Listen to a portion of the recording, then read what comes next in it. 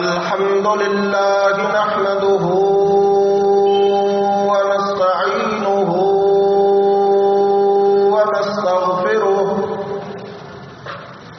ونعوذ بالله من شرور أنفسنا ومن سيئات أعمالنا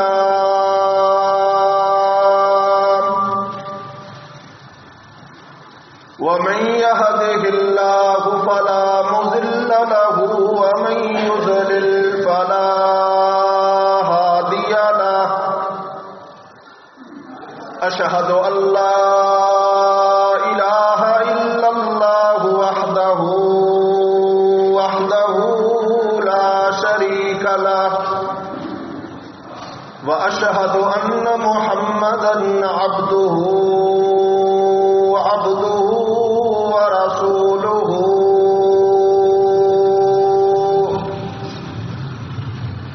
أرسله الله بالهدى ودين الحق ليظهره على الدين كله ولو كره المشركون هو الذي أرسل إلى كافة للناس بشيرا ونذيرا وداعيا إلى الله بإذنه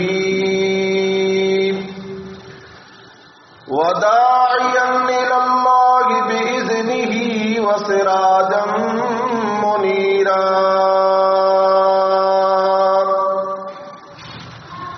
أما بعد فإن أصدق الحديث كتاب الله وإن خير الهدي هدي محمد صلى الله عليه وعلى آله وسلم وإن شر الأمور محدثاتها وكل محدثة بدعة وكل بدعة ضلالة وكل ضلالة في النار. أعوذ بالله السميع العليم وبوجهه الكريم من الشيطان الرجيم من همزه ونفخه ونفسه. يا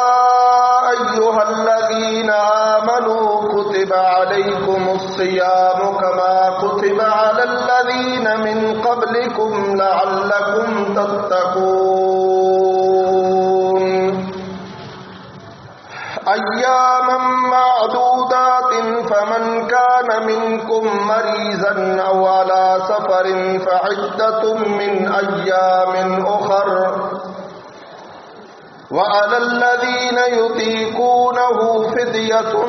طعام مسكين فمن تطوع خيرا فهو خير له وأن تصوموا خير لكم إن كنتم تعلمون. شهر رمضان الذي أنزل فيه القرآن هدى للناس وبينات من الهدى والفرقان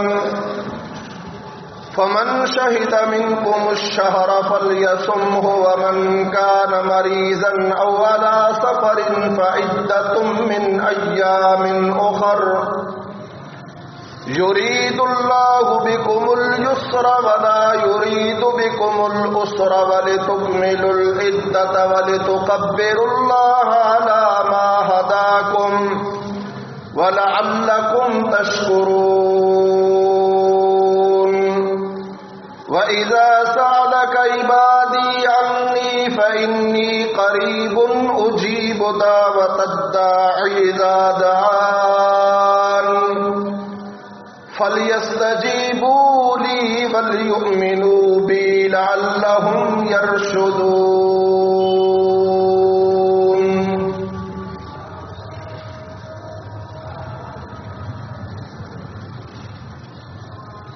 یا ایھا الذین آمنوا، اے لوگو جو ایمان لائے ہو، کتب علیکم الصیام، تم پر روزے فرض کر دیے گئے ہیں، کما کتب علی الذین من قبلکم، اسی طرح جس طرح تم سے پہلے لوگوں پر فرض کیے گئے تھے،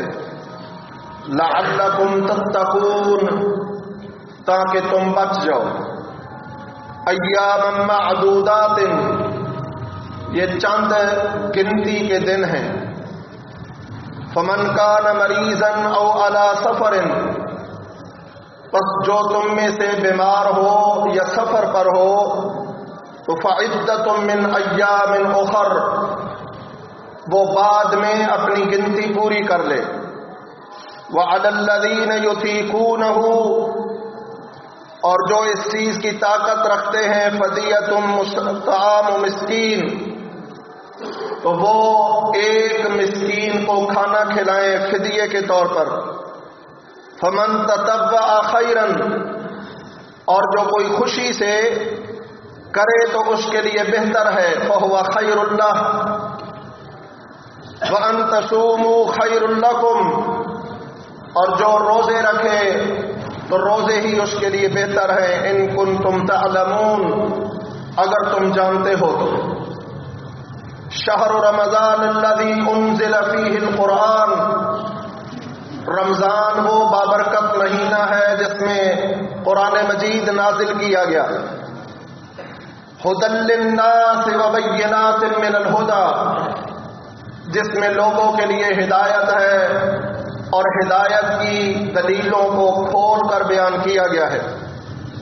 والفرقان، اور یہ حق و باطل میں فرق کرنے والی کتاب ہے، فمن شہد منکم الشہر فلیصمہ، تو تم میں سے جو شخص اس مہینے میں موجود ہو، یعنی اس مہینے کو پائے، تو اسے چاہیے کہ اس مہینے کے وہ روزے رکھے، ومن کان مریضا او علی سفر، اور جو کوئی اس مہینے میں بیمار ہو یا سفر پر ہو تو فعدۃ من ایام اخر، وہ بعد میں دنوں کی گنتی پوری کر لے، یرید اللہ بکم الیسر، اللہ تمہارے ساتھ آسانی کرنا چاہتا ہے،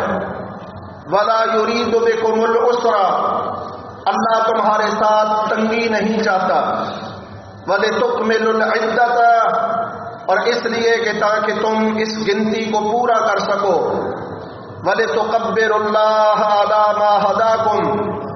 اور اللہ کی کبریائی بیان کر سکو کہ جس اللہ نے تمہیں ہدایت دی ہے، وَلَعَلَّكُمْ تَشْكُرُونَ، اور تاکہ تم شکر گزار بن سکو، وَإِذَا سَأَلَكَ عِبَادِي عَنِّي، اور جب سوال کریں آپ سے میرے بندے، عنی، میرے متعلق، تو فإنی قریب، انہیں کہہ دیجئے کہ میں بہت قریب ہوں، اجیب دعوت الداعی اذا دعان، میں قبول کرتا ہوں یا جواب دیتا ہوں دعا کرنے والے کی دعا کا، اذا دعان، جب بھی وہ مجھے پکارتا ہے، فلیستجیبوا لی، بس تمہیں بھی چاہیے کہ میری بات کو قبول کرو، وَلْيُؤْمِنُوا بِي، اور مجھ پر ایمان لاؤ، لَعَلَّهُمْ يَرْشُدُونَ، تاکہ تم ہدایت یافتہ بن سکو۔ رسول اللہ صلی اللہ علیہ وسلم نے شعبان کے آخری دن صحابہ کرام رضوان اللہ علیہم اجمعین سے خطاب فرمایا اور فرمایا، اتاکم شہر مبارک، تمہارے پاس ایک برکتوں بھرا مہینہ آ گیا ہے، فرض اللہ صیامہ، اللہ نے اس مہینے کے روزے تم پر فرض کیے ہیں، اس مہینے میں تفتح ابواب الجنہ، جنت کے دروازوں کو کھول دیا جاتا ہے، وَيُغَلَّقُ أَبْوَابُ النَّارِ، اور جہنم کے دروازوں کو بند کر دیا جاتا ہے، اور شریر شیطانوں کو قید کر دیا جاتا ہے۔ سنو، اس میں ایک رات ہے جو اس رات کی عبادت کرے، اس ایک رات کی عبادت 1000 مہینوں کی عبادت سے زیادہ بہتر ہے۔ فمن حرم فیہ، جو اس میں خیر بھلائی نیکی سے محروم کر دیا گیا تو باقی تمام دنوں کی خیر اور بھلائی سے محروم کر دیا جائے گا یا محروم کر دیا جاتا ہے۔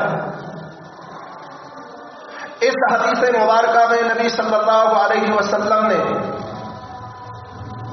رمضان المبارک کے مبارک مہینے کو بابرکت بھی قرار دیا ہے،